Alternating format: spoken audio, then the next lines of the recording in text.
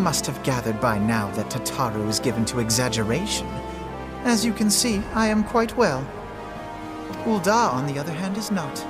This riot was anything but an isolated incident. There is a restlessness in the air. Tensions long simmering are at last threatening to boil over.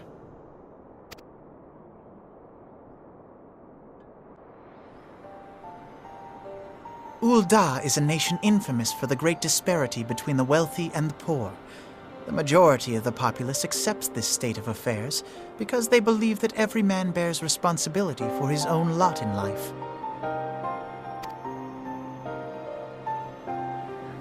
To an Ul'dan, money is the foremost, and some would say the only measure of a man's worth.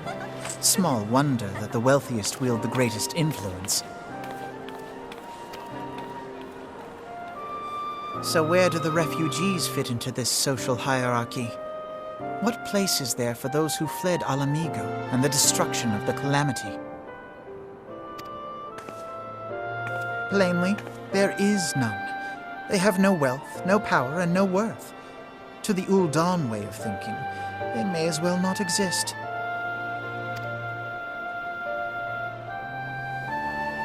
Choosing to ignore their existence, however, is patently not an option. General Rauban and the Sultana understand this, which is why they ordered the Immortal Flames to provide the refugees aid and succor. Yet none would dispute that the expenses incurred by this policy grow by the day, with no end in sight.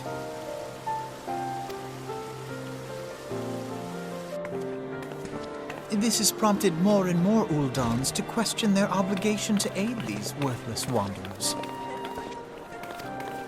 while more and more refugees have come to resent their treatment at the hands of the sneering citizenry.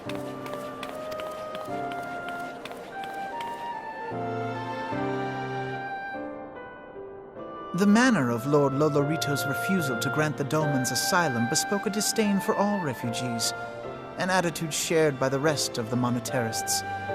And you may be sure they make no effort to conceal their opinions.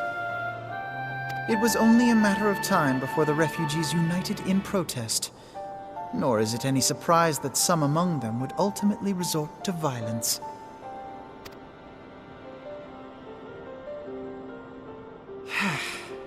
That the Immortal Flames should choose this of all occasions to engage in joint training exercises with the other Grand Companies.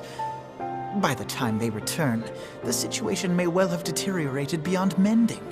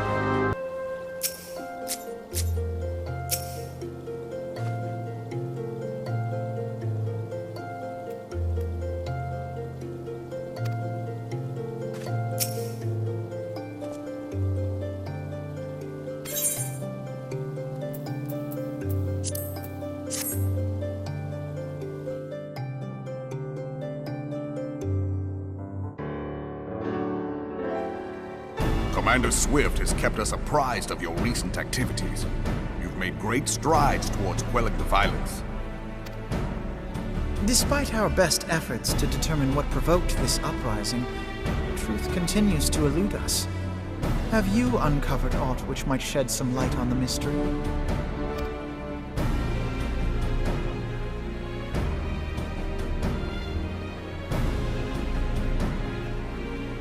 This information does not leave this room.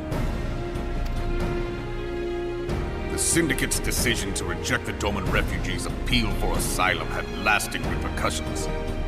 A number of those displaced by the calamity claimed it was proof of a policy of discrimination. Together with a group of Ala Mhigan refugees, they organized a series of demonstrations to protest against the Sultanate. Demonstrations which became heated, but did not descend into violence. Until a certain incident served as a call to arms.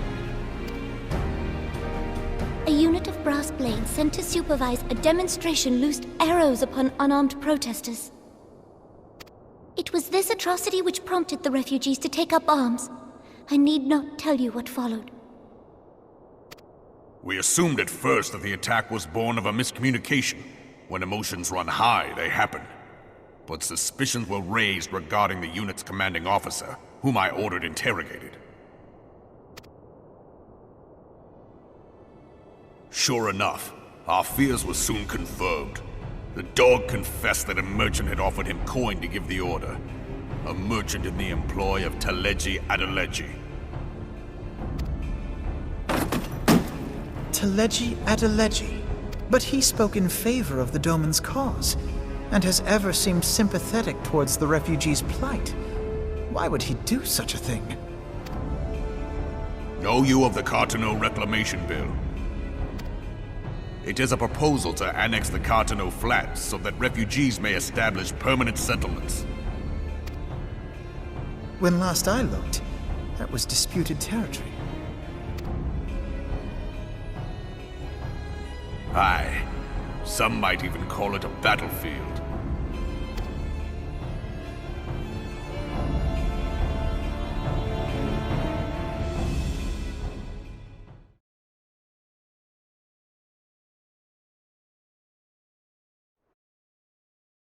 The destruction wrought by Bahamut was greatest at the Cartano Flats.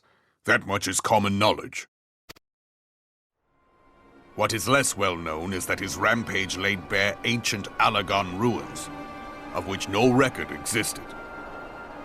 There are certain differences of opinion as to how these ruins should be handled, which is why each nation maintains a military presence in the region to this day. Yet differ though we may, we are still allies. Therefore, in the interest of preserving the Eorzean alliance, we have reached an agreement. Any conflict which may arise during the course of military exercises in the region shall have no bearing on relations between our nations. In full knowledge of this delicate state of affairs, Taleji Adeleji proposed the Cartano Reclamation Bill. A shameless bloody ruse which stands to benefit him in but one conceivable way. If successful, he will gain control over the disputed territory under the guise of assisting in the resettlement effort. And you can be sure he'll build an orphanage next to every Alagon ruin.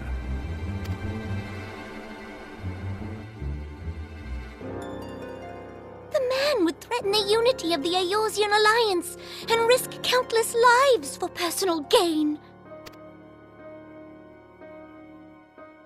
He walks a path all his own, independent of any faction and beholden to none of his fellows on the Syndicate. By inciting the less fortunate to violence, he hopes to convince others that the Cartano Reclamation Bill is the only viable solution. His sympathy for the plight of the Domans was not but posturing to gain credibility with the refugees. Of that there can be no doubt.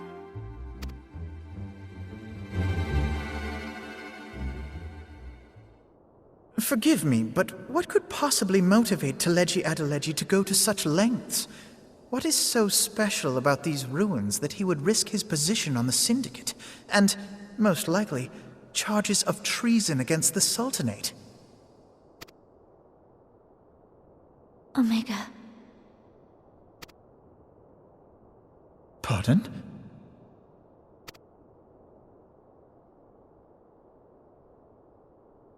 An Oligon monstrosity, not unlike the Ultima weapon. Mayhap larger, we know not. It has yet to be fully excavated. Oligon inscriptions indicate that it was created to fell Bahamut himself. If accurate, it might explain why Nail Van Darnus chose to bring the Red Moon down upon the Cotonou Flats. Given the ends he went to ensure Eorzea's annihilation, destroying the one weapon which could stay the Elder Primal may well have seemed like good sense. When first I bore witness to the power of the Ultima weapon, I doubted the evidence of my senses. And now you tell me there is another such weapon. One which could contend with Bahamut. Bahamut! Aye, we were skeptical ourselves. Truth be told, until the Ultima weapon's existence came to light, we thought the inscription had been mistranslated. At present, Omega is more akin to a fossil than a tool of war, having long since ceased to function. As such, its true potential cannot accurately be gauged. However, if someone were to restore it, as the Garleans did the Ultima weapon, I have little doubt that he would wield untold power. Power enough to subjugate Uldar like as not, and the rest of Eorzea besides, which is doubtless why Teleji Adeleji yearns to have it. That he should aspire to world domination. He who has ever walked 2 paces behind Lord Lolorito in matters of commerce. 'Tis in acknowledgement of his own limitations that he seeks this power. Woe betide us all should we allow him to have it.